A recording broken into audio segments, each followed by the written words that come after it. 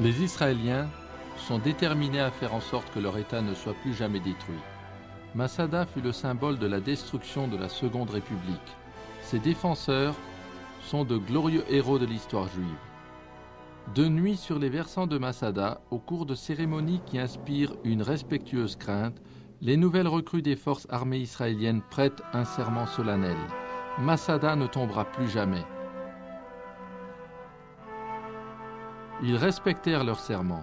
L'armée combattit brillamment au cours de 5 guerres et fut classée à la fin de la guerre contre le Liban au 4e rang des forces militaires les plus efficaces du monde. Cependant, le peuple juif est las de faire la guerre. Israël veut la paix. Les accords de paix de Camp David prouvèrent qu'Israël était prêt à beaucoup de sacrifices pour obtenir la paix. Ils donnèrent tout le Sinaï à l'Égypte. Ils rendirent leurs frontières sud très vulnérables sur le plan militaire. Pour la paix, ils furent cependant prêts à prendre ce risque. Ils cédèrent à l'Égypte les puits de pétrole du Sinaï qui fournissaient 75% de leurs besoins en énergie. Cela fit des ravages dans leur économie, mais c'était le prix qu'ils étaient prêts à payer pour la paix. Et le monde demande encore à Israël de donner plus. Et les Arabes, qu'ont-ils donné pour la paix? Beaucoup applaudirent les accords de paix signés en 1993 entre l'OLP et Israël, qui sont considérés comme un geste positif envers la paix. Mais ces mêmes personnes craignent que ce pourrait être une stratégie des Arabes pour obtenir un point d'appui en Israël, à partir duquel ils pourraient lancer un futur assaut. L'armée arabe est de plus en plus sophistiquée. Apparemment, le temps joue en leur faveur. En dépit de l'existence d'Arabes qui se prétendent modérés, beaucoup ont encore le sentiment que ces derniers ont pour dessein la destruction de l'État juif. L'histoire a montré que l'opinion mondiale envers Israël est pour le moins inconstante, et ceci soulève la question de savoir combien de temps les États-Unis continueront leur soutien militaire et financier envers Israël. Israël peut-il survivre aux écrasants problèmes à long terme auxquels il faudra faire face?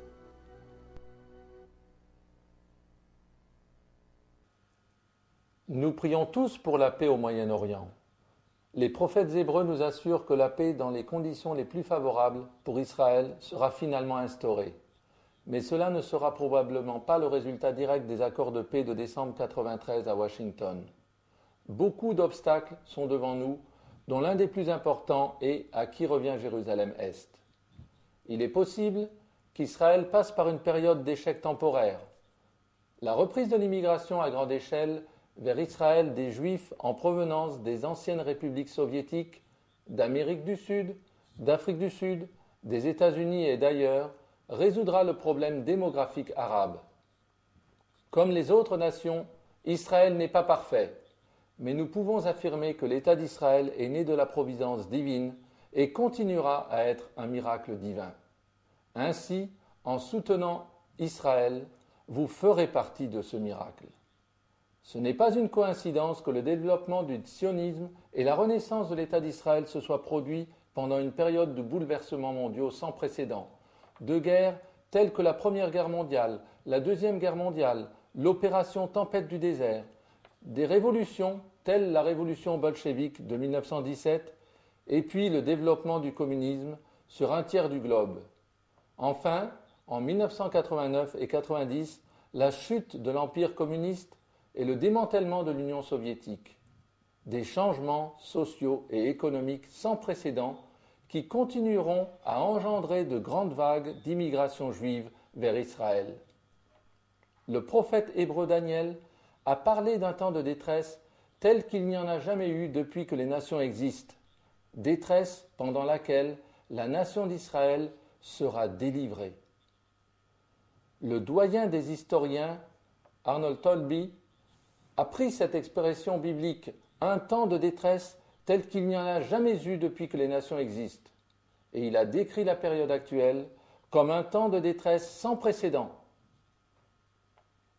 Israël aura sa part de souffrance dans ce temps de détresse permise par Dieu. Mais ces bouleversements mondiaux sans précédent pourraient être les douleurs de l'enfantement qui finalement déclencheront l'ère messianique. Alors le rendez-vous d'Israël avec sa destinée sera accompli. La loi sortira de Sion et la parole du Seigneur de Jérusalem. Malgré des siècles de persécution, les cœurs des Juifs sont restés largement ouverts à l'égard de leurs semblables, car le judaïsme a une vision qui jamais ne faiblit ni ne diminue. Les prophètes hébreux représentent magnifiquement cette vision comme étant l'âge messianique. Alors Israël, peuple discipliné, humilié et racheté, réalisera sa vision d'une paix et d'une prospérité mondiale et salutaire pour tous. Le royaume de Dieu assurera l'équité et la justice pour chacun. Le psalmiste dit « Il fera droit aux malheureux du peuple, il sauvera le pauvre et écrasera l'oppresseur ». Notre histoire est celle de guerres sanglantes, mais dans l'âge messianique, de leurs épées ils forgeront des socs et de leurs lances des serpes. Une nation ne lèvera pas l'épée contre une autre nation, et l'on n'apprendra plus la guerre. Il ne se fera ni tort ni dommage sur toute ma montagne sainte, car la terre sera remplie de la connaissance de l'Éternel, comme le fond de la mer par les eaux qui le couvrent.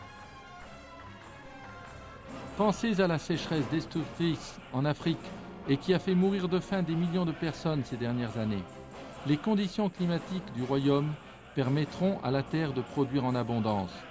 Le désert du Negev qui refleurit depuis la renaissance d'Israël est l'assurance que les promesses du Seigneur sont véritables. Et il n'y aura plus de maladies, plus d'invalidité, plus de cancer, plus de diabète. L'aveugle verra, le sourd entendra, et les boiteux marcheront. Le royaume de Dieu comblera toutes les aspirations légitimes de l'humanité. La Torah vous place face à un défi.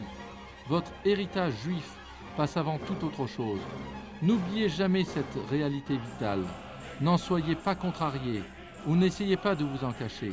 Au contraire, chérissez votre héritage abrahamique. La providence divine a un rendez-vous avec Israël.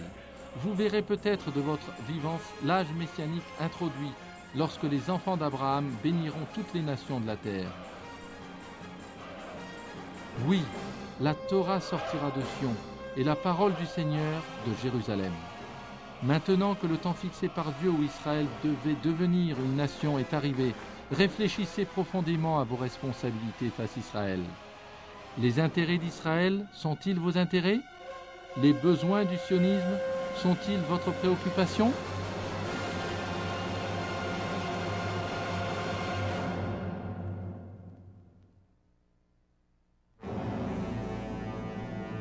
Souviens-toi de ces choses, ô Jacob, ô Israël, car tu es mon serviteur, je t'ai formé. Tu es mon serviteur. Israël, je ne t'oublierai pas. J'efface tes transgressions comme un nuage et tes péchés comme une nuée. Reviens à moi, car je t'ai racheté. En ces jours-là, 10 hommes de toutes les langues des nations saisiront un juif par le pan de son vêtement et diront « Nous irons avec vous, car nous avons appris que Dieu est avec vous. »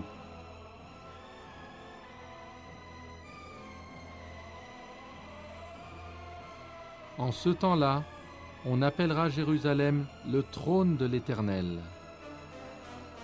Et toutes les nations s'assembleront à Jérusalem au nom de l'Éternel, et elles ne suivront plus les penchants de leur mauvais cœur. Jérusalem sera appelée ville fidèle, et la montagne de l'Éternel des armées, montagne sainte.